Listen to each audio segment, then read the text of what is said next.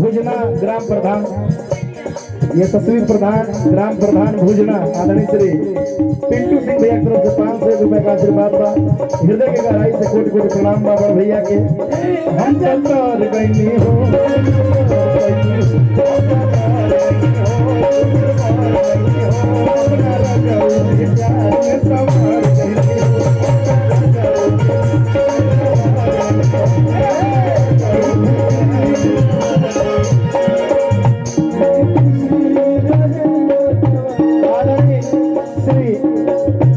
बड़े भैया अंशु सिंह जी, हम सभी के गार्जियन 500 रुपए का आशीर्वाद है। आदरणीय श्री बड़े भैया अंशु सिंह जी की तरफ से 500 रुपए का आशीर्वाद। हृदय की गहराई से कोटि कोटि प्रणाम कि हम तब तार गई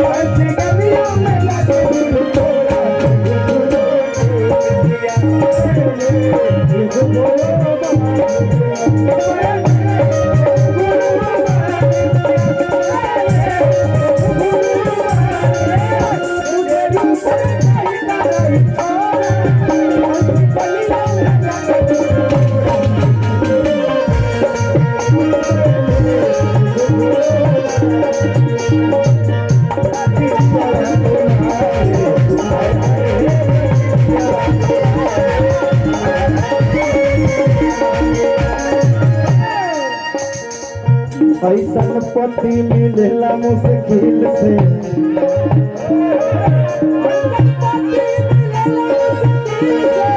जब जब डाका डालेला ई दिल से,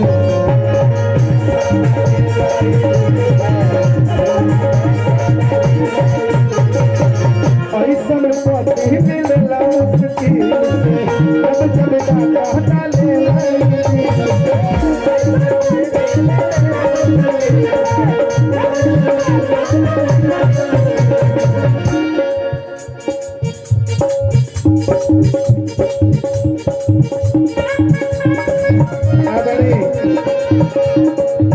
यह तस्वीर प्रधान तेजोपुर आदरणीय बड़े भैया विकास भैया की तरफ से 500 रुपए का आशीर्वाद।